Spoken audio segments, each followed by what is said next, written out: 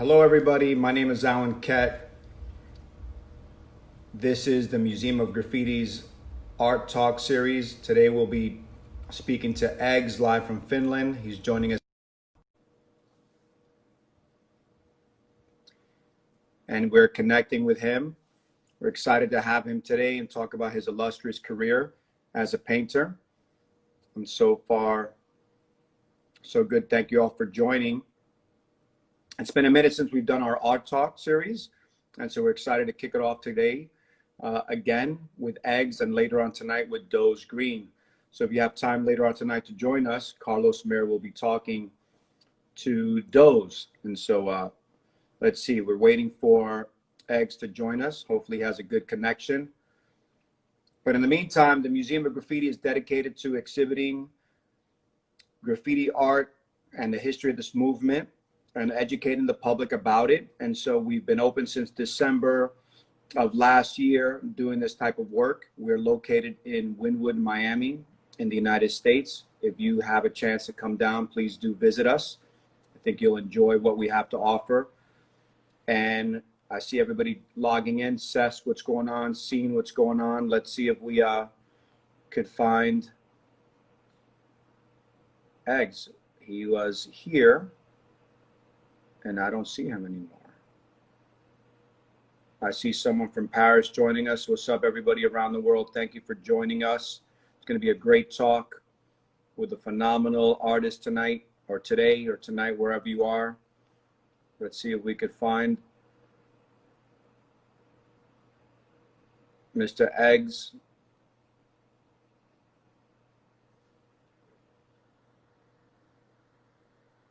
Freeze from Chicago, what's up? What's up from Belgium? What's up in Finland? Hey. Mr. Eggs, what's going on, my brother? Yeah, it's all good. And you? Excellent, excellent. It's sunny and beautiful in Miami. Cool. Yeah. Okay. Yeah. I'm just gonna turn the AC off so I can hear you better. Sorry. Okay. All right. You fix your sound while Mr. Eggs fixes his sound. We're going to do a little introduction about you for those that are not familiar with your work or with your amazing career. You know, you started out in the mid-1980s as part of the first wave of graffiti in Finland. I would say sort of like towards the later, yeah.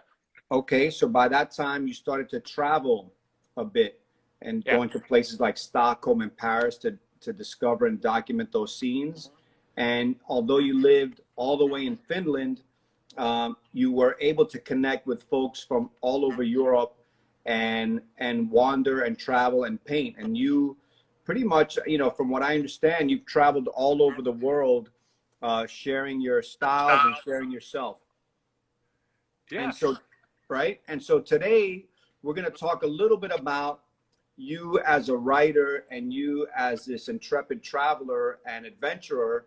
But we're also going to talk about the work that you've done in your studio practice and how you've gone from the streets and the trains in another direction that's allowed you to become a working artist and afforded you to experiment and do some really great things.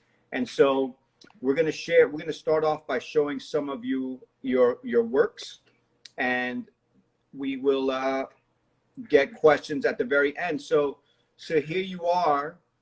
At the studio, I'm guessing, unless this is your home, sketching.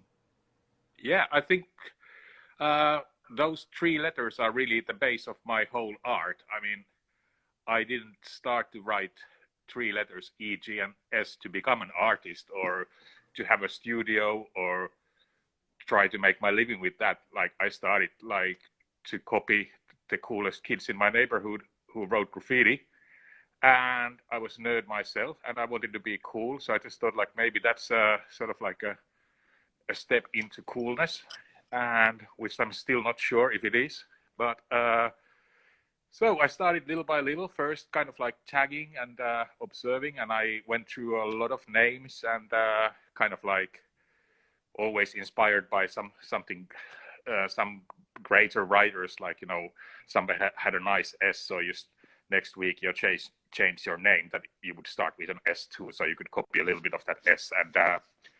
And I kind of like settled with the name EGS early 90s, and it was also like one of those names that I thought like I'll be probably writing for a few months or like a year and then change, because it was a time when we were.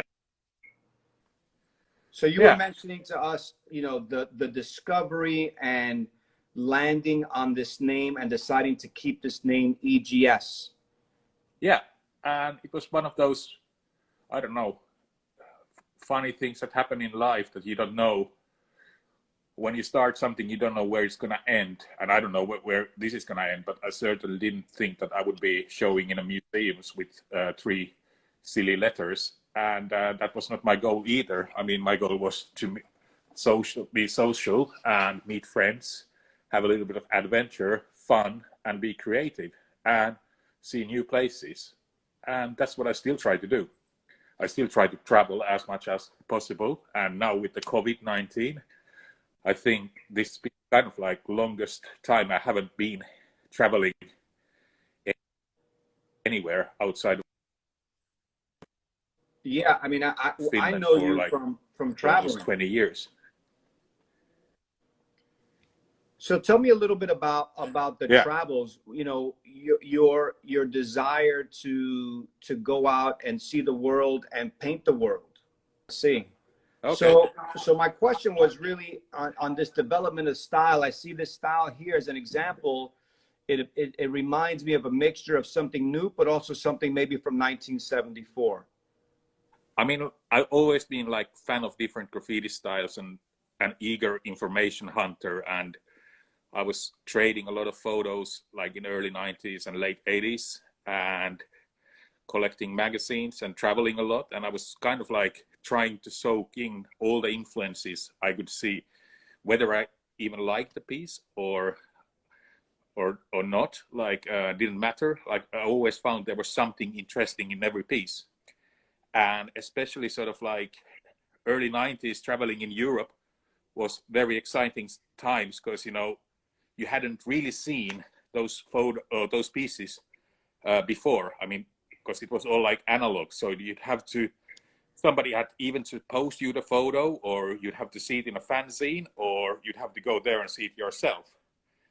And so it was always like going to a new city, you could still find these kind of like really unique styles that were only in certain city that wouldn't travel like further or hadn't traveled further. So I kind of like collected all these styles in my head, and I try to combine them sort of like, I think I'm kind of like using like a sampler. So I have a selection of good beats and good sort of like samples, and then I arrange them to something new. And I think that becomes something of my own. But I still like, with sampling those beats, I want to pay respect to all those stylists that have been before me. I love it, because you are exactly doing that. You're keeping some of these styles and some of these formations alive, and then you're also, you know, developing new things as you go along with things like this, perhaps. Yeah, that's a weird. I think that was the first piece of this year that was done on the 1st of January 2020. Didn't know what the year would be like. Oh dear. But yeah, I wanted to make a weird piece, sort of like, when I was like 12 or 13, I always thought like, what would the pieces look like in 2000? And I thought they'd have to be like almost like flying or futuristic. And I think in 87, when I got a copy of like Spraycan art book, and I saw the Vulcan's pieces, and I just thought, okay, this is the future already in 84 or 86. And I had this kind of like a childish thing that I just thought like the graffiti is going to go more and more wild, or it's going to get more and more complicated. And I'm kind of like, I still like have this, I don't know, this fantasy of like making like a sort of like a flying piece or something like that would like, you know, I don't know, almost become like a spaceship. So I think some of my pieces are trying to be like spaceships. I see this. This one looks pretty far out and pretty outer space. It looks like you've created an atmosphere as you're filling that is like in the clouds or in space or something. Yeah, it's kind of like, I kind of like the painting is texture of like, I like the feel of spray paint, and I don't try to hide it, because why use spray paint, like, you know, if you try to draw like vector shapes, like then you could do like use a computer. I mean, I appreciate when somebody can paint really skillfully, but like, you know, for me, I try to make most of the spray paint because I think it's just a beautiful tool, and you can do so many different marks and sort of like, yeah, different lines and drips and whatever. Like, you know, it's an amazing tool, and I try to make sort of like that to be my electric guitar or something like that. I think you're succeeding with it, and you're playing and experimenting, which I really love, that you're not sort of stuck in a particular style. You sort of move from style to style, and here we see an example of that. Yeah, this was done with my old friend Milk from Germany. This is in France, Rennes, last September. I hadn't seen him for like a year or two, and it was always like, it's always fun to get together with old friends, and like, you know, you just see like, okay, you're a little bit more gray and maybe a little bit beer belly. Well, Milk doesn't have one, but I do. And yeah, but we're still the same, kind of like maybe a little bit slower, but yeah, it's the same spirit. And here I kind of like, I wanted to paint like a kind of like mixture of old European styles and, I don't know, like a throw up, and also kind of like a spaceship S. And I kind of like the fact that there's like, you could actually have two pieces there. There's like a small EG and S on the top, but they also become the top parts of the bigger EG and S. I see that. Sure. Yeah, no, there's two. You've got two pieces in one, and, yeah, and the piece is entirely connected as well. Yeah, so it's a bargain, I would say. Yeah. Yeah, you got a two A for good one deal. A Yeah. good deal. Yeah. So I want to go through a few more of these pieces just so that people can see the range of the styles and sort of the fun that you're having experimenting with letter forms. Yeah, I mean, this was done with my friend Noise in abandoned building in Helsinki on Easter Sunday. That's my boy Noise. He's dope as fuck. And yeah, we've been painting for almost 30 years together. And like I said, it's nothing changes, more gray and more gray hair. But yeah, I think there was this like a rail you can see in the middle of the wall, and I just thought, okay, I take the advantage of that. So I just thought that's somehow gonna divide my piece. And I wanted to do like this kind of like a computer rockish style that goes really weird, retarded Scandinavian style, and mix them together, and then do a drive-by shooting and shoot 3 bullet holes to it. Right, I see. You got hit. Yeah. It happens. It happens in the streets. Yeah, it's kind of like happens in Pitäjänmäki, Helsinki. Yeah. Okay, yeah, that's a color. And this then, also, yeah, that's a color piece. So it's a nice color piece. A little bit simpler than some of the other ones that we've seen stylistically, but also really clean. And also, like you said, there's a lot of textures, a lot of things going on inside your piece. Yeah, it's kind of like layering stuff. It's like kind of like painting, and sometimes I think like maybe, you know, I do too many layers, that maybe it was somewhere in the middle was at the best stage, but I enjoy the process so much that it doesn't really matter. So I kind of like, I don't think you can really destroy your piece, but I kind of like try.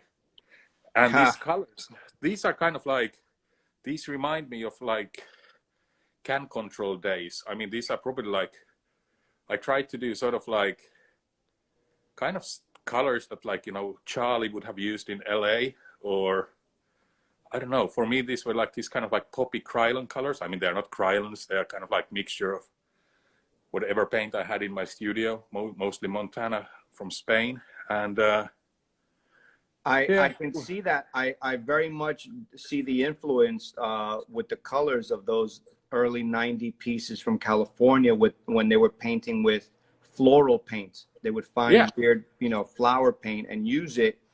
And so I see it in the pinks and in the greens and some of the yellows in and there. kind of, yeah, and not doing, because I usually do a black outline. I don't know why. Maybe it's because I paint so much with silver, and black is kind of like used. And here I did like kind of like dark blue that I think with a black 3D, and I think it works, and sort of like reminds me that I should do more outlines in color. Sure. Well, I think it's great. And you only got hit with one bullet this time. Oh yeah, yeah. I was too fast. You were very fast. And here you change. And this is something that seems to be recurring in your work, this type of a shape. Yeah, that's kind of like, it is a world map. It's like a Europe missing. And this is painted in a beautiful seaside town in England, Great Britain, called Morecambe. And it's pretty run down. And the Europe is missing. I mean, if you could imagine, the G is kind of like a lowercase g, but it's also trying to look like Africa.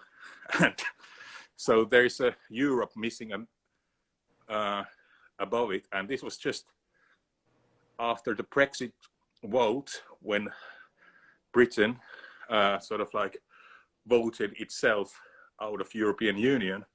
And these small kind of like rundown towns like Morecambe, they were one of those places that had the most kind of like anti-Europe votes because of unemployment and sort of like lack of education. So I kind of like painted this in there to remind me, like, you know, what they are missing. I understand. And you painted this particular theme, this world map theme, consistently. And I think the last time we saw each other, you were on your way to paint this piece here. Yeah, yeah, that's in Sweden, in Gävle. And that's a world map, but it's kind of like rearranged, because I think the world powers are going through such a big shift. So like, so you have Australia is there kind of like in the place of Greenland.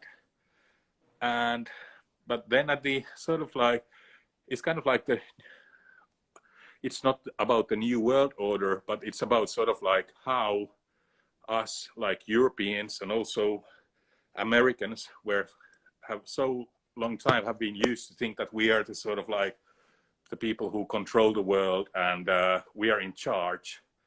And suddenly you realize there are other powers coming, and we who thought we were developed, we become undeveloped. And this is a kind of like a reoccurring theme in my works, of sort of like our sort of like superior thinking, like how wrong it is.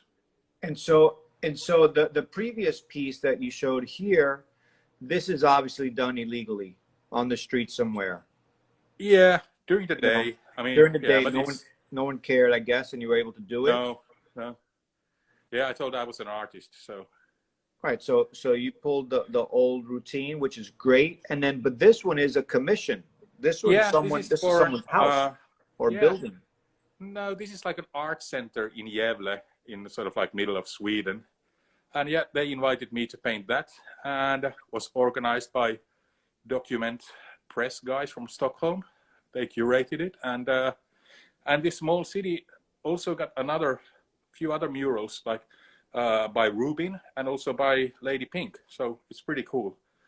And so you've been able to bridge your street stuff with these sort of invitations or these commissions, but then you've also been able to take it indoors. Yeah, this was kind of like this is called this is in one of the biggest art museums in Helsinki. I had a solo show there 2 years ago, and I painted this large black and white world map, and it's called We Travel Together Forever, and it was dedicated to my past friend, like Risk, who unfortunately died like almost 5 years ago, and we traveled a lot together, and he traveled even more than me and painted even more places than I did. So I just painted this world map kind of like for him. And yeah. It's quite beautiful, and it's quite a tremendous scale. I think, you know, looking at someone standing in front of you, you can tell just how giant this piece is.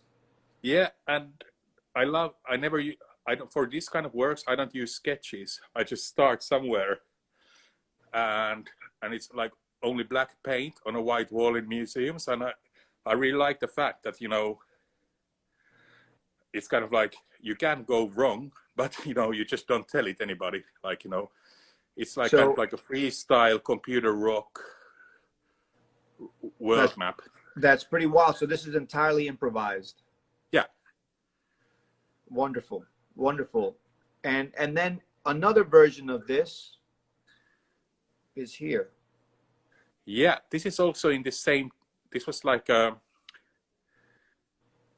funny and freaky small art festival in Morecambe in UK 2 years ago, and they had a lot of these abandoned places where you could show art, or it's kind of like a deserting city. It's like not much left there, so we could choose like places where to show our art, and we created the art during the festival. Of course, I painted like a lot of graffiti there as well, but this is in an old garage, and I wanted to make like a map where Britain is in the middle, and it's like sort of like a lone island, and I wanted to look like a map, kind of like an old road map you could find in a garage. And yeah, so. And it looks like it's some kind of vinyl material or some type of, you know, what is that exactly? It's kind of like a plasticky card that you would use in a road map, so it doesn't get like greasy. And then I screen printed like a grid on it, and then I freestyled the map on top of it. And obviously, like you can see, like these painting techniques, again, I've borrowed from or been influenced by like Futura, who influenced Chrome Angels, who were my biggest idols and still are. So it's kind of like recycling of a line, the recycling of a texture. And I try to make it my own a little bit, but of course it's an homage. It's yeah. I mean, I love it that there's a story of in the technique of these generations of artists, but you've obviously, it's your own now, and it's your own spin, and then it's your own language. I mean, what you're doing here with your map series, your world map series, is unique and quite wonderful. And it's something like, I think with these world maps, it's like, even for me, they are like E, G, and S letters. Like there's like a large E, like uppercase E on the side, on the left-hand side, where are the Americas. And then again, the Africa is the lowercase G, and the wild style S is kind of like combined Asia, Middle East, and Oceania and Australia.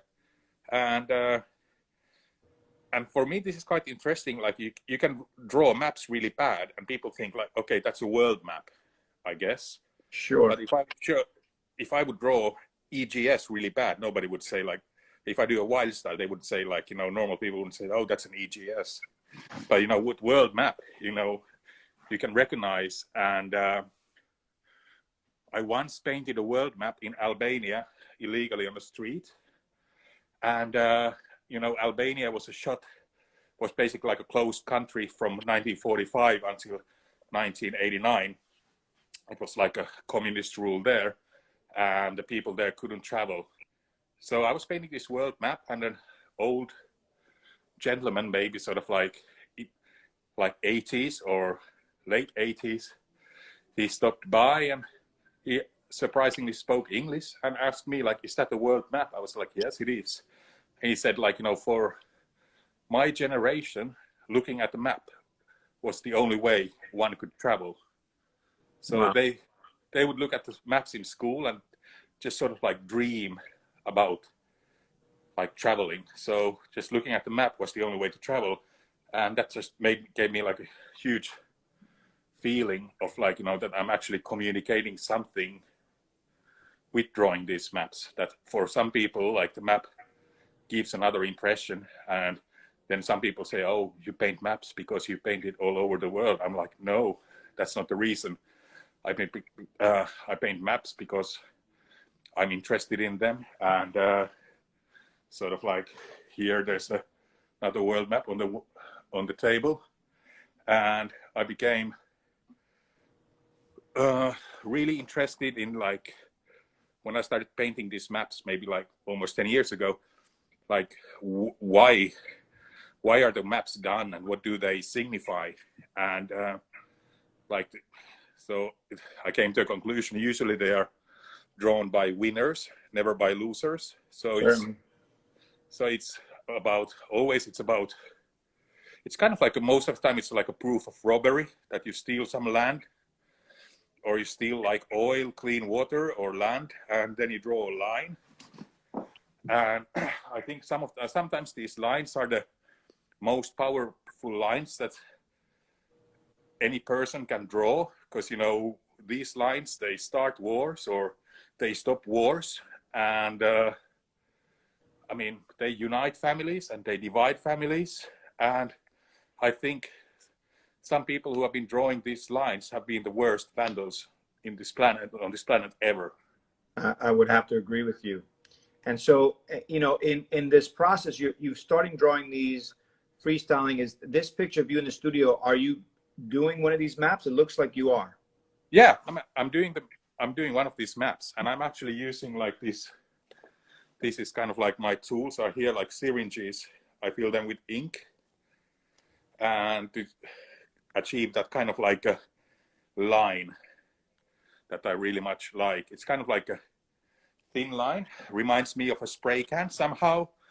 And as a tool, I think it's really important for me. Like, I mean, it has a lot of reference. It has a lot of meanings for me. I mean, like in early 2000s, there was like a huge zero tolerance anti-graffiti campaign in my city, Helsinki. And in media, they tried to make graffiti writers like junkies, or they told like, okay, they are the people who use heroin and who sell drugs, and they are kind of like basically evil people. So I just thought, okay, so that might be a nice idea to use it as a tool. And also, like, a lot of the places where I've been painting during my life, like some back alleys or forgotten areas in the inner cities or tunnels, are also used by junkies. And you sort of like step on these kind of like syringes and needles there. So for me, it's kind of like I try to find like a unique tool, and that's what I've been also working for the last 10 years. It's the tool I use mostly in painting. It looks like you're achieving some pretty interesting and great results, like in this piece, and then also you see it again in this piece. Yeah, because it's basically, you can book anything in a syringe, like spray paint, ink, whatever you find. You just need to learn to dilute it the right way. And it just gives me this kind of like electric line that's also like hard to control. And when I was young, I was looking at Motu pieces, and I was like, wow, how can he get that kind of line? And now I've known Mode for like last like 25 years, and I think I can call him a friend nowadays. And it's just like so amazing in graffiti, like the people who you meet or who you don't meet first, and you have some kind of image and you appreciate their line, and then like maybe 20 years later you're having beers with them. And so yeah, I mean, it's still this line that's, I think, the kind of like, I don't know if the line was started by Kandinsky and then passed on to Futura, and then Futura passed it on to the Chrome Angels, and some other people took it, and now I have it for a bit, and I will pass the line on to someone, I hope. And so in this particular technique, it seems, you know, in your explanation, it's it's about the line. You can control it, but it also has almost a mind or a life of its own. Yeah, But in some of exactly. your It's other kind of like, works, in some of your other works, there are more definition and shapes, and I want to share some of those works as well. yeah, these are, yeah, this is another line. This is kind of like, these are like also maps. They are like islands or archipelagos,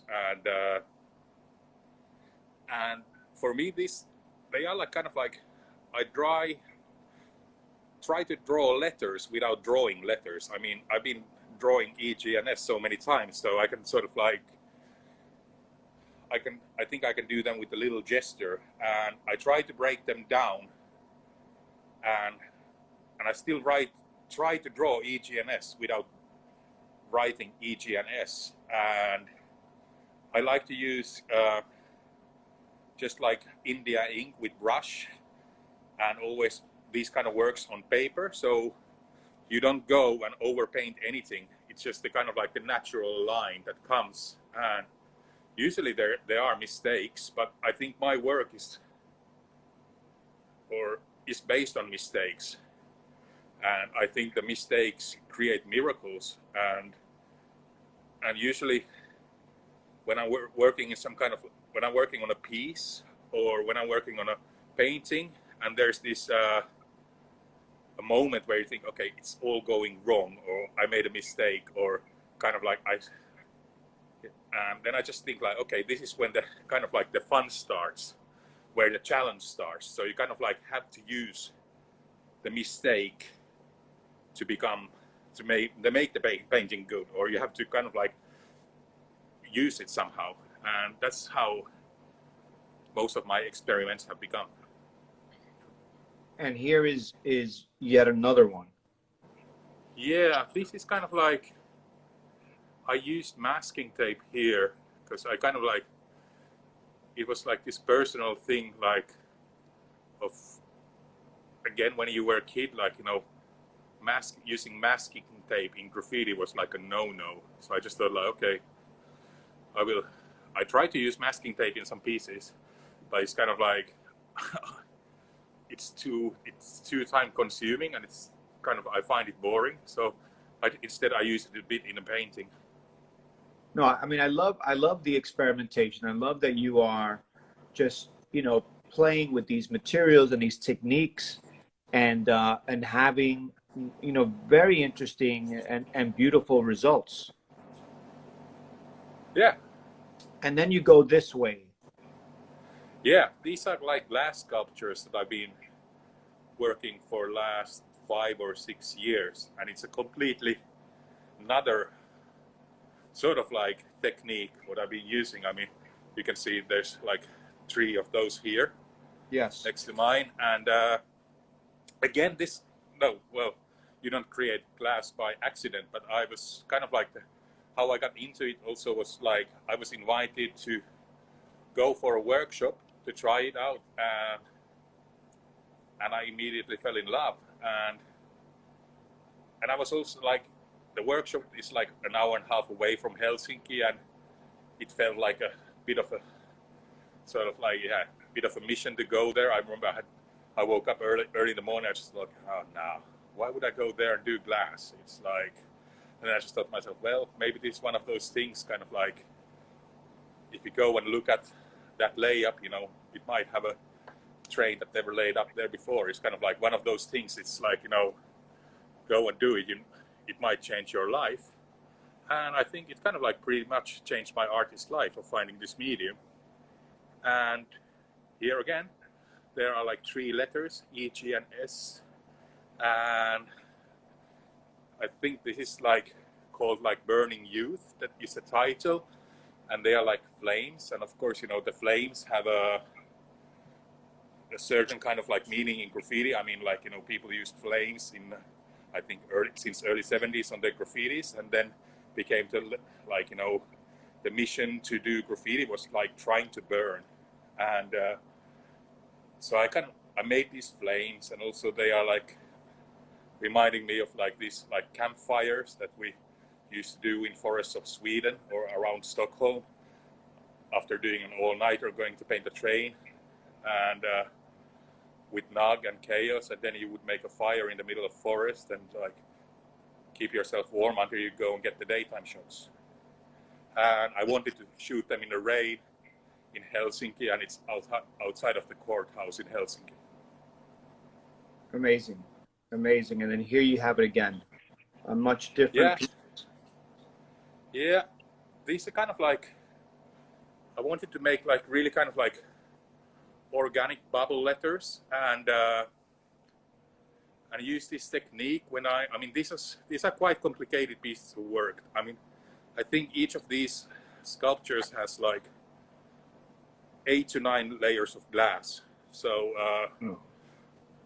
so that's a long process of, and I came up with this idea of trying to create like a spray paint kind of effect on these glasses by like breaking glass pigment into small things and actually spraying them with a spoon. So you kind of like try to make the glass particles fly and then burn them on the glass, and then put another clear layer on glass and hope for the best.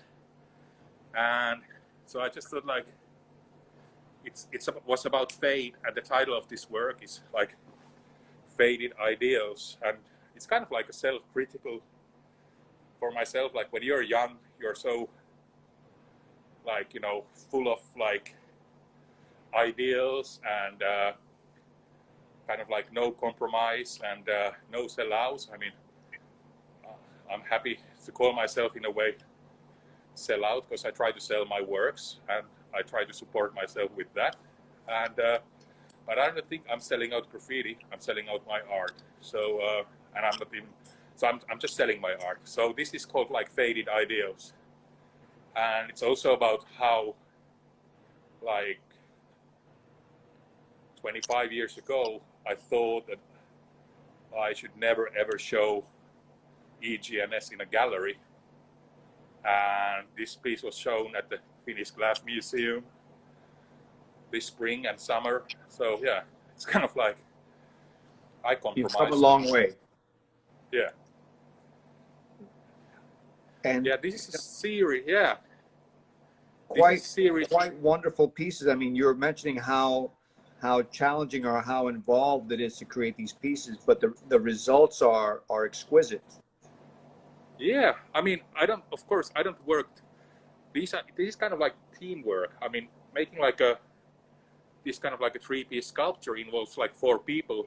I'm the guy who draws a sketch, and I'm the guy who sculpts the glass. It's kind of like when it's sure. Kind of like my tools are like, you know, 2 big knives and pliers and pieces of wood and stuff like that. And then I have 2 blowers and 1 guy who holds the pipe. And I mean, it's really hot and you have to work quite fast. And these pieces are heavy. They are like 10 kilograms each. They're like, you know, so you really need like 3 people to do it. And I'm the one who makes the shape. But we discuss the whole process together. So I find, again, it's like kind of like doing a train piece together. It's kind of like there's adrenaline because it's hot and you can burn yourself. So there's a little bit of this. You get your heart pumping. You get sweaty, and you have to be fast, and you have to know what you're doing, and you have to trust your partner, and you're all working for the same goal. It's kind of like doing a whole car together. It sounds just like that. Yeah, but except this is legal, of course. But you know, but yeah, for like, you know, or I never played in a band, but for me, this is kind of like, I call it my rock and roll band, like me and my 3 blower guys, and we have fun together. Wonderful. They're just great pieces, and it looks like you're having a great time creating these and really coming up with these forms that do mimic sort of your That's like a speech nature. bubble there. That's like a speech bubble you're showing there. It's like Like in cartoons. Yeah, it's called Colorful Language is the title, and it has little EGS inside. And it's also like, yeah, that's kind of like my story as an artist. It's kind of like repeating 3 letters and talking, yeah. I want have my to own language, which only consists of 3 letters, and I try to tell stories with those. So this is about that. I love it. And so, you know, our time is limited. This is an hour art talk. I just want to let everybody know who might be joining in. This is Eggs. I'm Alan Kett. This is the Museum of Graffiti's Art Talk series. Eggs is a tremendous powerhouse artist from Finland, from Helsinki, and he's showing us his work, and we're going through his career, and we're looking at his glass sculptures, which are quite amazing and exquisite. And so we have a short amount of time, but we're going to continue to go through your work so that people can really get to know your work and learn about, you know, your trajectory and all this great stuff that unfortunately we haven't been able to present this in Miami, and many of us have not had the opportunity to see this in person, but we're very happy that you're sharing this with us today. Yeah, and I hope to show it in Miami one day when Yes. things get more normal.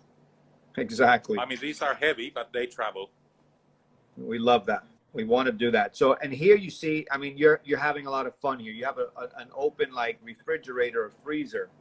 Yeah, it's this is called Frozen Memories, and it's like a fridge with LED lights, and like in mid-90s, me and my friends, we had a sort of like graffiti clubhouse, which was was smaller like this, and we actually had, I don't know. Oh, okay. Can I try to turn the camera? Let's see. Okay. Yeah. So we had this fridge in our studio or in our clubhouse, and it was there from mid-90s until sort of like 2012, and so that was usually, it wasn't full of food, it was full of beer and spray cans, because we used to mix our own spray colors, like by freezing one can and then putting one can in hot water and then have a pipe, and just so you could mix your I don't know, like your own colors, because, you know, Yeah. you didn't have the selection of colors. So I just thought like, okay, I would like to have that memory in a piece of art, and also it's about climate change and how I remember the winters in my youth always being full of snow and ice, and now there isn't. So I made sort of like EGS from youth, like kind of like from glass that looked like ice, and with the fridge door open, I love and it. they stay always frozen.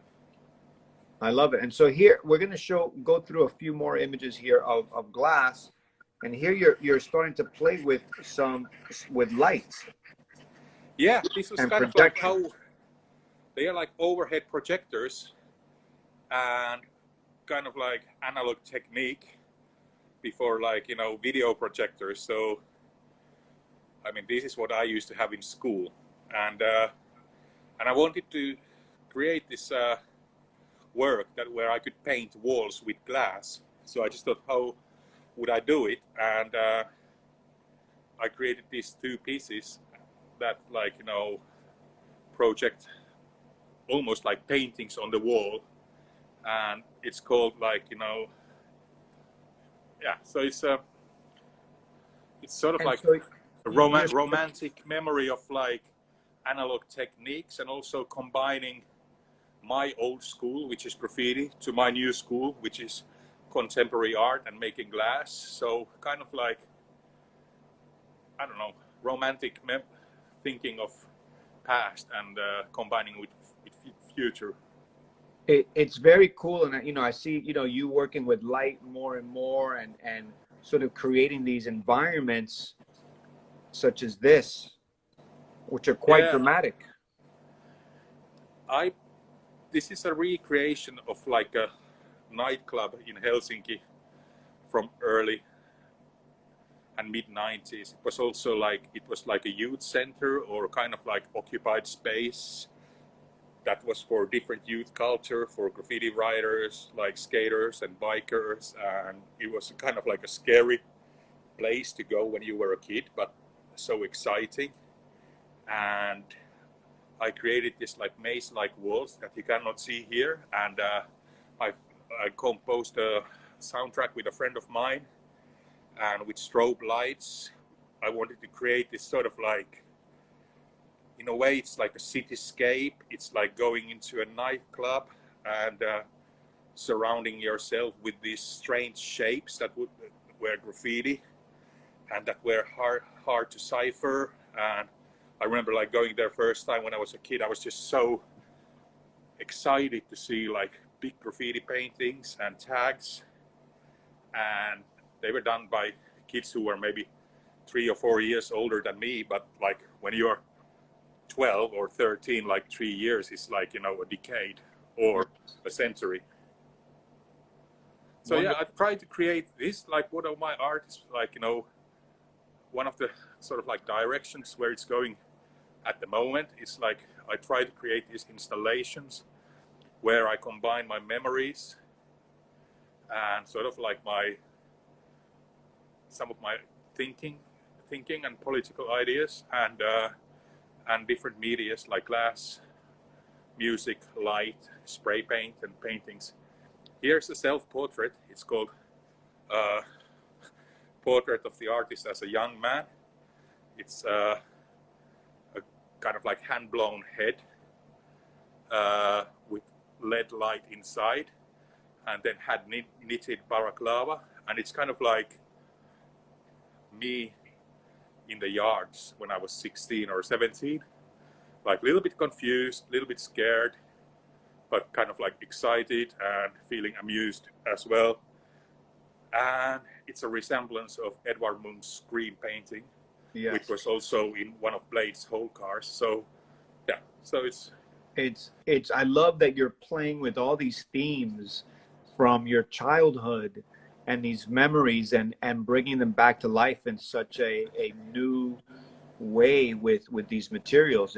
It's fun, and the results are stunning.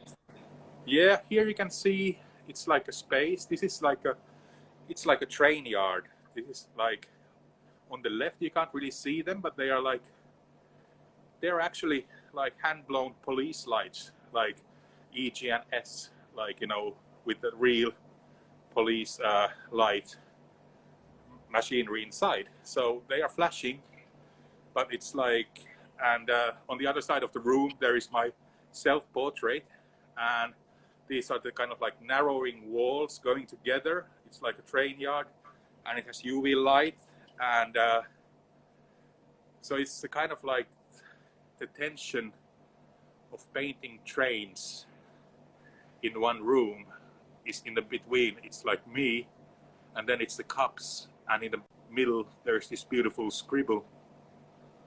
And when I was 16 and 17, like in high school, on Mondays I went back, and then like sort of like the cool kids of the class, they were like, you know, yeah, we got really drunk and somebody almost got laid or whatever, and they asked me, what were you doing? I was like, no, just sitting at home. But I realized I had like a panel running at Central Station, so I was like really happy, and I thought I was cooler than them. And so we're going to get into the last few slides, and then hopefully we have time to answer some questions, because I see people want to talk about a few things. Here now, we're seeing these environments, and now looks like it's wood sculptures or stone sculptures. Yeah, these are wood, and they are from a tramway line in Helsinki. I mean, like the city of Helsinki had to take down some old trees, and I bought them. And with my friend, who's a carpenter, with his help, we tried them. We had to dry them first for 3 years outside, and then we started sculpting them. And it's from a street that has a really deep meaning in Finnish graffiti subculture. It was in this. It was a street called Mäkelän Katu in Helsinki, And it was always like after every weekend, it was like a lot of tags because the worst vandals lived at the other end of the street. So they were coming back from the city center and destroyed the street every weekend after another. So zero tolerance movement started there. So I just thought, okay, these trees have seen quite a life of change in graffiti.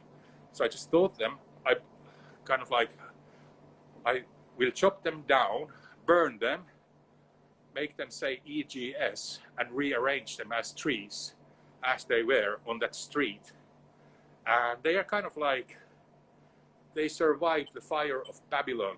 And in Bible, I'm not religious, but I read it as a novel.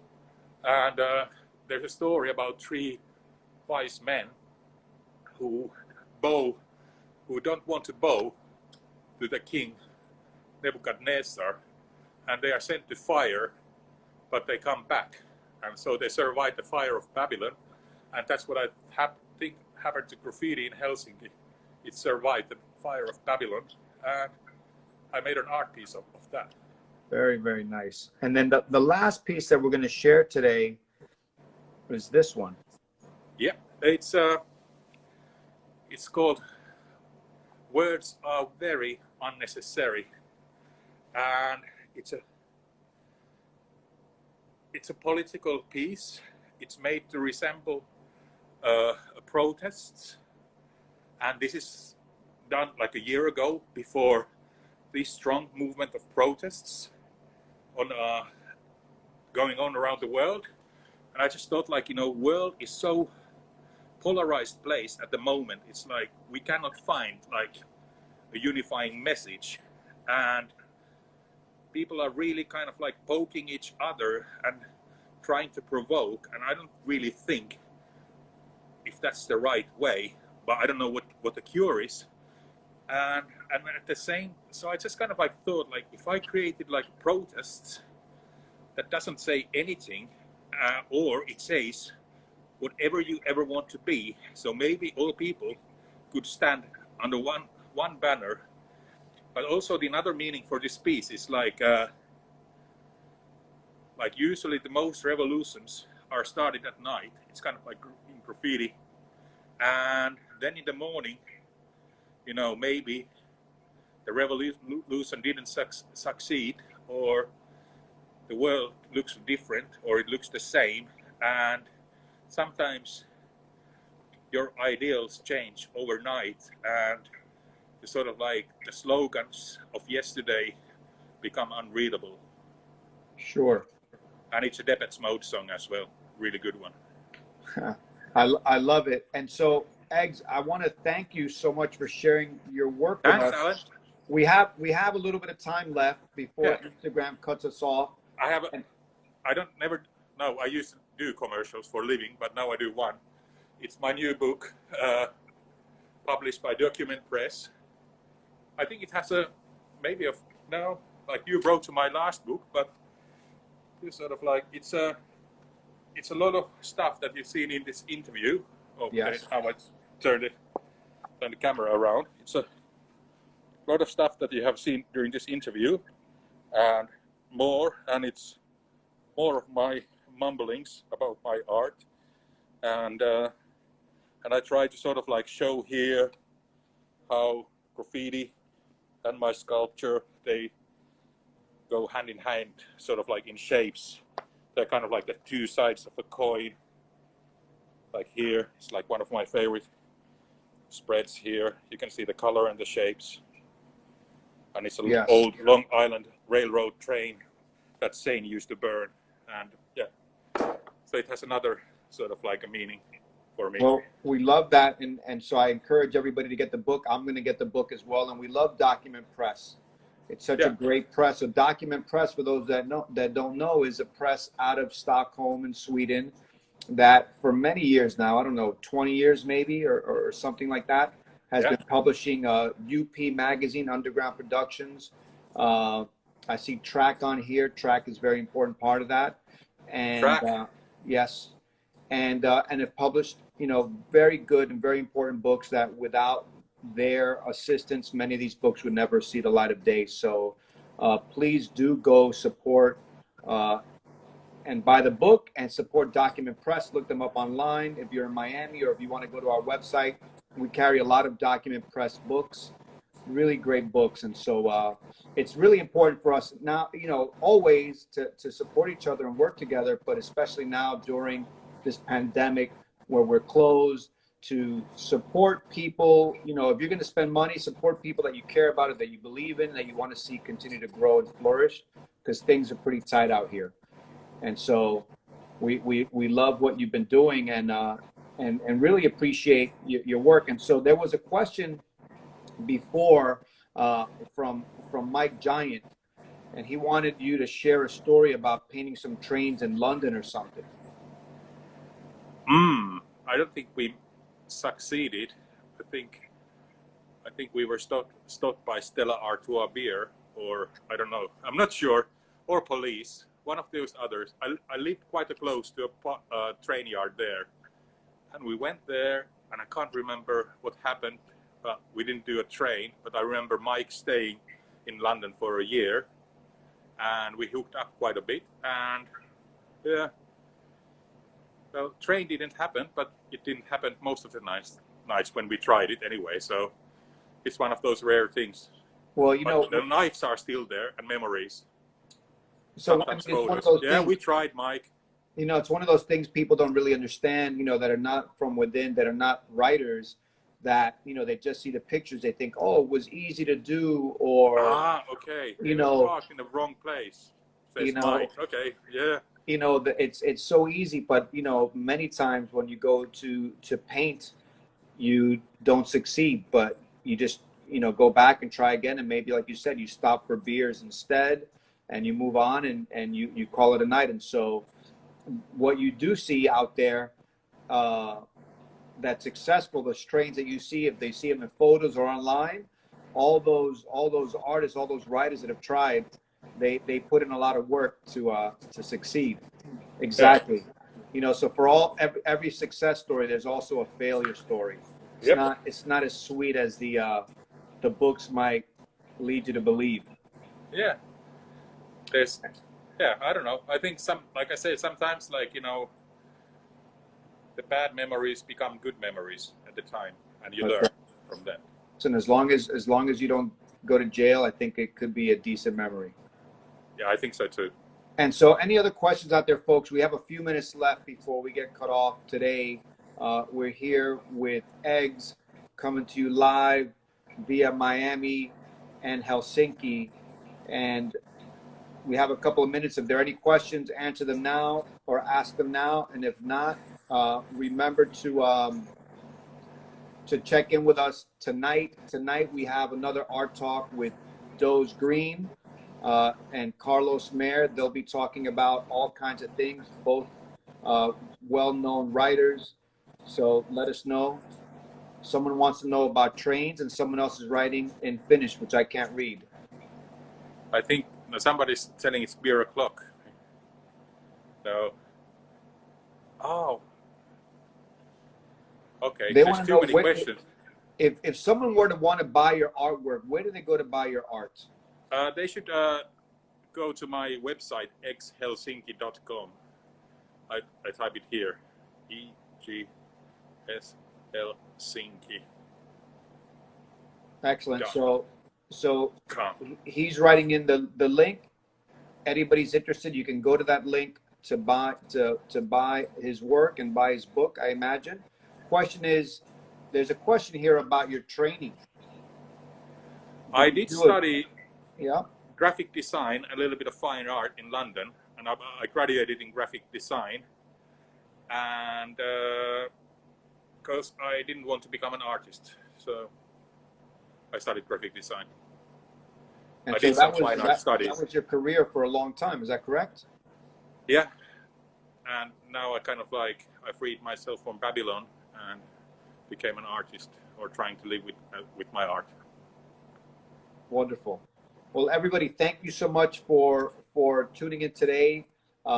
This talk and other art talks are located on our IGTV channel in Instagram, and then also will be available soon on YouTube. We really appreciate you spending time with us. Mr. Eggs, and sharing your work with us, and sort of, you know, bringing you your art to the world. We appreciate it. Everybody, please follow Eggs online. Follow his career. It's a wonderful artist. Follow us here on Instagram so you can see more of what we're doing. We have art talks every night this week. We have lots of great programming coming up. New shows opening up on Saturday here in Miami. We are still open. I don't know for how long, you know, so you could come and visit us if you are in Miami. We're open daily, and we'd love to see you guys in person. So once again, everybody, thank you so much for joining us. Mr. Eggs, thank you so much for sharing your evening with us. And hope to bring wishes. my work one. Yeah, hope to bring my work one day in Miami. We want to do it. Let's get through this this weird time on this planet, and I think there's a lot of great things that we'll be doing together, all of us. Wear a mask. That's right. Wear a mask. My mask is around here somewhere. Keep it clean. Be safe, and enjoy the rest of your night. Thank you, everybody. Thank you. Thanks again. Bye. Bye.